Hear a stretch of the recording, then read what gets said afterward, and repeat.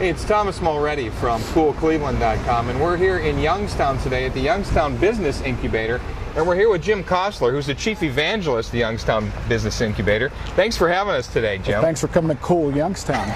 Exactly. It's about time, wouldn't you say? Absolutely. Hey, tell us a little bit about this Youngstown Business Incubator. It's a place where obviously businesses get started, but it works a little differently than most incubators. Talk about how it actually first got started. Yeah, well, we first got started as a mixed-use incubator. We really didn't care, nor did the state of Ohio, which is our major funding source here, type of company we work with. But in 2001, we flopped over to technology-based companies, and we are laser focused on business-to-business software application companies. Gotcha. So they actually took, and at first you were doing just anybody. Anybody. And then they said, you know what, there's a big opportunity here in high tech. Let's go in that direction. Yep. And you were saying earlier that when that decision got made, it narrowed your focus so much that you were almost like, I'm out of here. How are we going to do this? Yeah, I was ready to quit. When you look at the typical drivers of tech-based businesses, they don't exist in Youngstown. We don't really have a research university. We don't have a research hospital. We don't have the venture funding here, but we had to figure out a way to do it, and we've done it very successfully. Right. So now the focus is on technology, but again, you had some decisions to make because it couldn't be like biotech. You don't have the big Cleveland Clinic or UC or what have you, university hospitals.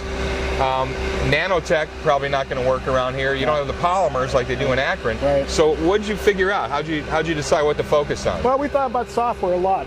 Software seems to be able to fit into any space in the country, but we also realized most of our companies are going to be unfunded. So we took away a big section of software. We won't do a business-to-consumer software company. We're, again, laser focused on businesses or writing software applications for other businesses to use. Okay. Is that, you found that's cheaper because there's less marketing costs? You're not trying to go to the consumer and sell software to millions of people? A B2B software company can literally be started by friends and family or credit card balances. Right. So how does it work here? You offer some common services for the businesses that come here. What kind of deal do they get when they work with you guys? They get an extraordinary deal. Basically, everything's free. We don't charge for office space. We will buy their office furniture for them. We do not charge for utilities. We do not charge for bandwidth. And seriously? We have extraordinary bandwidth. Wow. We also defer a lot of charges. We defer long distance charges, postage charges, courier charges. You go ahead and spend 12 months making all the long distance phone calls that you want to make. Don't worry about the bill. We'll cover the bill. You pay us later. No kidding. Really. So you're waiting for some kind of funding event or something so that they get some cash in and they can start to pay their bills? Well, we're waiting for them to get to a sustained level of profitability. Once they hit that, we expect to be paid. Now, you guys are mostly funded through the state and Third Frontier and that kind of money, is that right? On the operating side, yeah. Right. And then where's the funding come for a lot of your resident companies here? Where do they get their funding? Again, most of it is self-funded.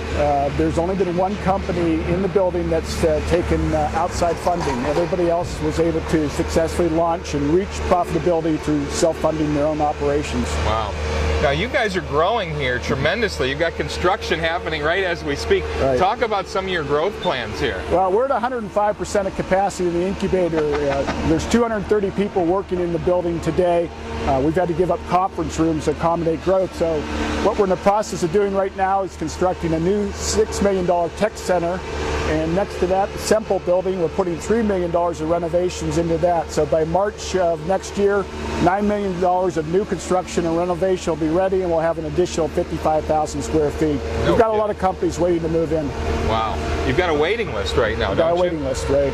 And what's going on down at the other end of the street here? Down the other end of the street, we own the last 3 buildings as well.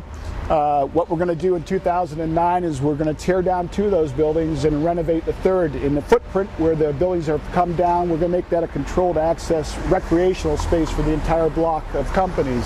Bocce courts, basketball courts, barbecue pits, beer keg chiller. Got to have a beer keg chiller. Seriously. Just so that the people in the Semple building will meet up with the people from the Wells building, get together after lunch, start a bocce league, start a basketball league. So the engineers can talk to engineers and software developers can talk to software developers. It's about networking and getting these folks together, not only just having fun and having some drinks, but also doing business deals and sharing. Exactly. Same thing we do with our Cool Cleveland events and our parties, so you're on the same track there. Why Youngstown? Why is something like this so successful here? This is something that's really not happening in Cleveland. It's not happening in Pittsburgh. It's not happening in Akron or Columbus. Why here? Is it simply the cheap rents, or is there more to it? It's the model. It's the model of, rather than being mediocre at incubating a broad range of technologies, we chose to be world-class at one technology, and we are world-class at business-to-business software. So it's narrowness of focus. The second thing is, we have what we call a managed cluster. Every single one of my companies and every single one of their employees has a responsibility to share their knowledge with people who need it. Now, there's 230 people working in this building today. That's a lot of institutional knowledge for a two-person startup to tap into. Wow. You've got some success stories here as well. Talk about a company that's been very successful that's come out of the incubator. Well, one of the companies that's in the incubator still that we did not want to graduate because we did not want them leaving this managed clusters, Turning Technologies. It got to revenue in 2002.